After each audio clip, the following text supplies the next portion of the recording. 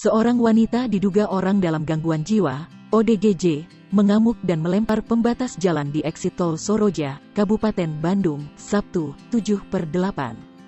Penyekat jalan atau water barrier tersebut berada pada titik penyekatan kendaraan dari luar Kabupaten Bandung. Rekaman video tersebut menunjukkan seorang wanita yang mengenakan pakaian hitam dan kuning berjalan ke arah penyekat jalan.